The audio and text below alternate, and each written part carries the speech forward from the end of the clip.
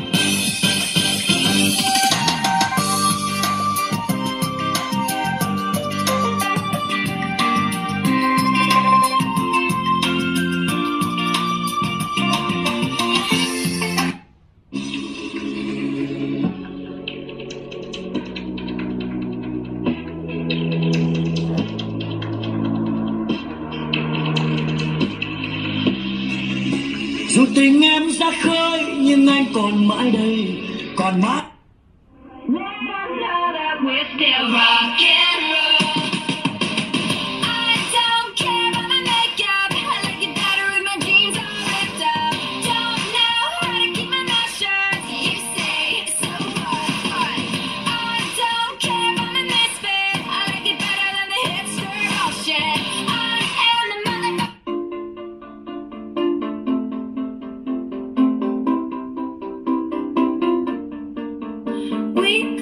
We chained our hearts in vain. We jumped, never asking why. We kissed, I fell under your spell of love. No one could deny. Don't you ever say I just walked away. I will always want you. I can't live a lie, running for my life. I will always want you. I came in like a wrecking ball. I never hit so hard in love. All I wanted was to break your walls. All you ever did was wreck me. Yeah, you wrecked me.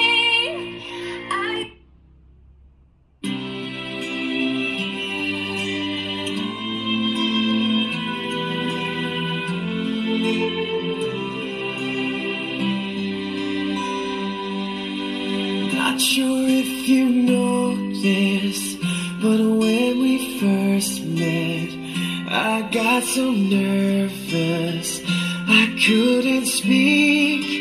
In that very moment, I found the one, and my life had.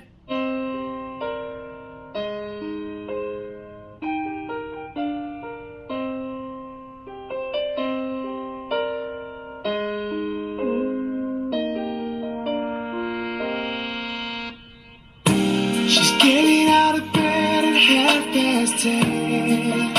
She starts to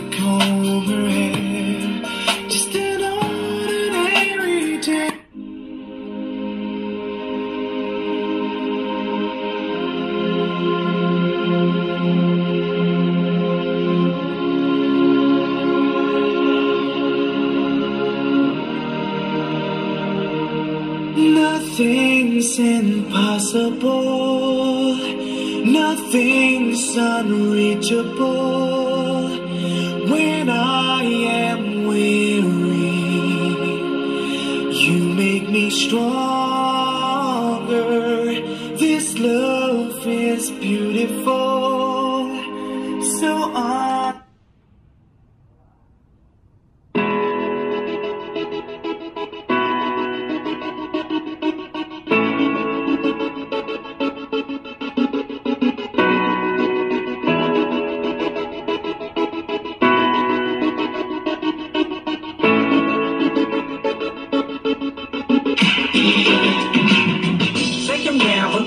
đó là ba lấy ba dậy tao muốn hỏi xin tiền má.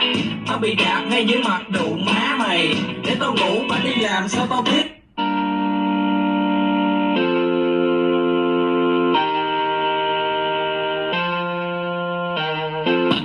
không phải viết hay là style, những người nghe nhạc rap ta biết anh là na nhưng